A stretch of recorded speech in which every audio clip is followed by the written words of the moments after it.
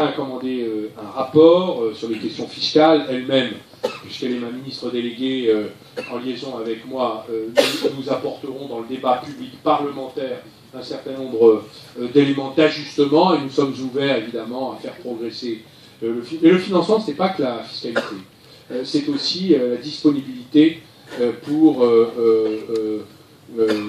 la lutte contre l'aversion pour le risque, ce qui est une maladie bancaire. Donc évidemment, notre travail, c'est de faire la banque alternative. Nous avions Oseo qui n'a pas si mal démérité. La BPI va amplifier et accroître cet investissement qu'une nation peut mettre dans ceux qui inventent son avenir. Merci à chacun d'entre vous. Bonne chance dans vos initiatives, vos innovations. Vive le redressement collectif, vive la République et vive la France.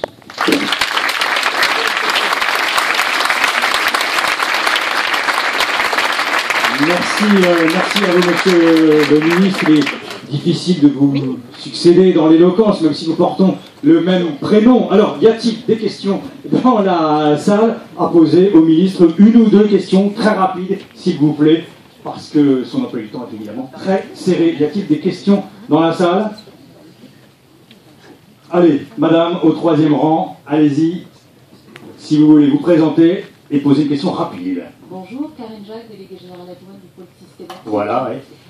J'ai une question concernant le fameux, ce matin je présentais les résultats d'une étude sur la commande des grands donneurs d'ordre auprès des PME, et je me demandais qu'en était-il des 2% de commandes publiques annoncées par Pellerin en novembre dernier. Alors, nous avons, bonne question, j'ai oublié de l'évoquer, mais c'est un levier d'innovation, du financement de l'innovation. Nous avons réuni toutes les entreprises dans lesquelles nous avons quelques actions. Il y en a un certain nombre. Comme ministre de l'Industrie, reconstitué après 20 ans de disparition sur les écrans radars d'action publique, vous savez qu'il n'y a plus de ministre de l'Industrie, sauf délégués aux banques ou à l'économie, les finances. Donc nous avons, le président de la République m'a confié la co-tutelle sur l'Agence des participations de l'État, où nous obligeons les entreprises dans lesquelles vous, contribuables, nous, État, ensemble, avons des actions minoritaires ou majoritaires. Et donc nous les avons conviés, on leur a dit, maintenant il faut que vous signiez la charte de soutien aux PME innovantes. Et donc dans vos achats publics, vous changiez d'attitude. C'est pas parce qu'on signe une charte que ça change. Il est vrai. Mais nous avons créé, surtout, j'ai nommé un médiateur à la commande publique. Vous devriez le saisir. Il s'appelle M. Jean-Loup Blachier. Il est à la disposition de toutes les entreprises qui ont affaire au marché public, et c'est un problème considérable dans notre pays, car on a dérégulé, ou plutôt on a tellement régulé qu'on a détruit finalement le patriotisme économique sous-jacent à toute commande publique. Je rappelle qu'en Europe, 18% du PIB relève des marchés publics ou de la commande publique, et elle est à 100% ouverte. Aux États-Unis d'Amérique, la commande publique est un peu moins forte, mais elle est 100% fermée. Pourquoi? Parce qu'il y a le Buy American Act. On est obligé de s'implanter sur le territoire américain pour avoir le droit même, ne serait-ce que de postuler, avoir le droit de faire ouvrir le dossier. Donc notre choix est d'abord d'engager les entreprises dans lesquelles nous avons des actions à changer d'attitude. Saisissez le médiateur. Monsieur Blachier est vice-président de la CGPME, et j'ai tenu à ce qu'il conserve son activité militante professionnelle. Car c'est d'abord un défenseur des petites entreprises, et lui-même un chef d'entreprise d'une petite entreprise de la Seine-Saint-Denis. Il est un homme dévoué à la cause des PME et des TPE. Donc je vous en prie, saisissez-le, car il nous fait rapport à chaque fois des difficultés de terrain que nous ne pouvons pas toujours connaître. Deuxièmement, nous sommes en train de réformer la commande publique. C'est une commande publique qui est beaucoup trop orientée sur le prix, sur le court terme, bref, la sottise collective. Nous avons mieux à faire avec nos outils publics, c'est l'objet d'un groupe de travail que j'anime avec Pierre Moscovici. Nous rendrons bientôt nos conclusions. Je pense que nous allons pouvoir desserrer un certain nombre de choses. Je ne peux pas vous en dire plus pour l'instant, car je dois rester bruxello-compatible. Allez, en tout cas en apparence. Dernière question peut-être à poser au ministre. Avez-vous une question? Je ne vois pas bien avec les projecteurs. Voilà, monsieur au deuxième rang, si vous voulez vous présenter. Oui, Max Pevrier, élu CCI Essonne, oui, et expert comptable aussi dans le privé. Et chef d'entreprise. Le gouvernement a pris deux dispositions fiscales en fin d'année. Une concernant le crédit d'impôt innovation, qui me gêne un petit peu parce que il y a de l'innovation et du prototype dans le crédit d'impôt recherche. Donc l'un sera à 20% et l'autre à 30%. Il y aura un petit litige avec l'administration fiscale, certainement sur ce sujet.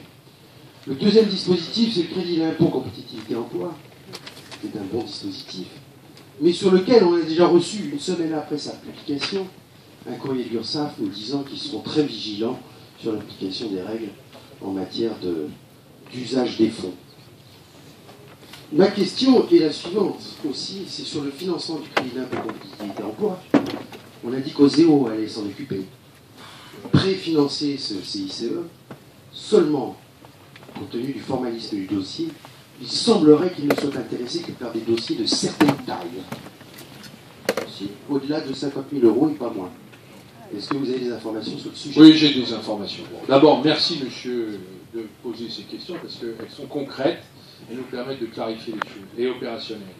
Oseo met 1 milliard sur la table pour 2013. C'est du délit fiscal que nous faisons. C'est-à-dire qu'en fait, les entreprises peuvent escompter, surtout quand on a des problèmes de marge, peuvent escompter tout de suite, là, maintenant, en préfinancement. Oseo est disponible pour tous les dossiers. S'il y a un dossier qui est refusé, vous me téléphonez. Je vous dis ici, vous me téléphonez, car ce n'est pas dans le contrat passé avec Oseo. Oseo ouvre, et notamment aux PME, TPE, ETI, avant d'autres qui ont moins besoin de ce crédit d'impôt que d'autres. Sur le crédit d'impôt recherche, on l'a bien noté, et on verra à harmoniser. Pour nous, c'est plutôt une extension, on l'a construit comme une extension du crédit impôt recherche, qui s'étend crédit impôt, dans une forme de crédit impôt innovation, c'est une excroissance durable, on va dire. Hein. Et votre troisième question, c'était? C'était sur l'URSSAF et le CICE. Oui, vous me ferez passer, là, je vais vous donner ma carte, vous me ferez passer, ou mon collaborateur va vous donner la sienne, vous me ferez passer cette lettre dont j'apprends l'existence, parce que nous avons fait le choix avec le Premier ministre d'écrire à tous les chefs d'entreprise de France et de Navarre pour leur vanter les mérites du CICE, qui n'a d'autre contrepartie que l'obligation de dialoguer à l'intérieur de l'entreprise avec les partenaires sociaux sur l'usage du crédit. Voilà. Je peux vous dire, dans le dialogue en ce moment, puisqu'on parle de Renault, sur l'accord de compétitivité, au milieu, il y a le crédit d'impôt qui va servir à mettre du beurre dans les épinards de la négociation. Ça, c'est un usage que les partenaires sociaux font. Il y a des endroits où l'entreprise est en pleine forme, il y a du rattrapage de salaire. Pourquoi pas? C'est la première année, la deuxième année, ils vont pour autre chose. Il y a d'autres endroits, c'est de l'investissement parce qu'ils ont du retard de capex. Dans le troisième endroit, donc on va laisser la négo s'implanter dans les entreprises, parce que nous on croit au dialogue social, comme l'a démontré l'accord du 11 janvier sur la sécurisation et le maintien de l'emploi. Donc, à bon entendeur, salut, discutez-en les entreprises, ça vous protégera contre le regard taquillon, parfois intrusif de l'URSSAF. Allez, madame, dernière question en bleu. Vous avez une question, mais vraiment très rapide, 20 secondes, parce que le ministre doit nous quitter. Voilà. Question rapide, madame. Merci. Et concise. Je suis madame Rose Guézé et je suis présidente de l'association Polvi, qui est l'association des laboratoires de recherche privés et publics qui sont situés sur le campus Paris-Saclay. Donc, nous sommes situés à côté des grandes écoles qui s'installent sur le campus. Dans notre association, nous sommes non seulement des grands groupes, mais également des PME. Et nous avons des questions de la part de certaines petites entreprises, ainsi que de jeunes qui voudraient s'installer. Questions concernant l'aménagement. Et effectivement, donc par rapport à toutes ces entreprises à qui on offre des conditions financières pour développer la rénovation, il faut qu'en parallèle soient développées les conditions d'aménagement pour assurer le confort de fonctionnement de l'entreprise elle-même, au niveau logistique, au niveau des services qui sont offerts à l'entreprise. Parce qu'une toute petite entreprise, elle ne peut pas avoir son restaurant d'entreprise, par exemple. Bon, et puis question des transports, bien évidemment, et là nous sommes au cœur. Et pour terminer, effectivement, les transports. Et il est essentiel pour nous sur le plateau d'avoir la ligne verte. Bon, voilà, c'était, je pense, bon, alors, le sens de la question. Allez, monsieur le ministre, une réponse rapide. Merci madame, c'est des questions concrètes. Nous, on est là pour ça. Donc, vous me posez une question concrète, réponse concrète. Ce boulot-là, c'est le boulot des collectivités locales. Pourquoi? Parce que c'est elles seules qui sont capables de bien le faire.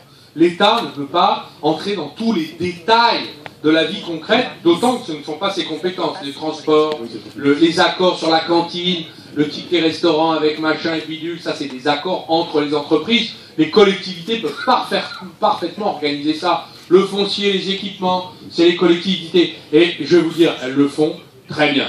Et d'ailleurs, on n'a pas l'intention de les dissuader de le faire. Elles le feront certainement mieux qu'un ministre et ses préfets qui ont beaucoup de problèmes. Hein, n'est-ce pas, monsieur le préfet? Oui, la ligne verte, c'est l'État, mais vous me permettrez, là, pour le coup, de déclarer forfait, car je ne suis pas le ministre des Transports, je ne peux pas répondre à votre question, je ne connais pas le dossier. Voilà. Merci, monsieur Il faut savoir le le ministre. reconnaître. Merci, monsieur le ministre. Jean-Claude, un petit mot de Merci à conclusion, vous. de remerciement au ministre. Monsieur le ministre, je crois que tout le monde peut vous remercier pour votre intervention, pour votre visite, pour avoir honoré Tekinov de votre visite. Et je pense vous avoir démontré, à travers la visite que nous avons faite, que vous avez ici les acteurs du développement productif.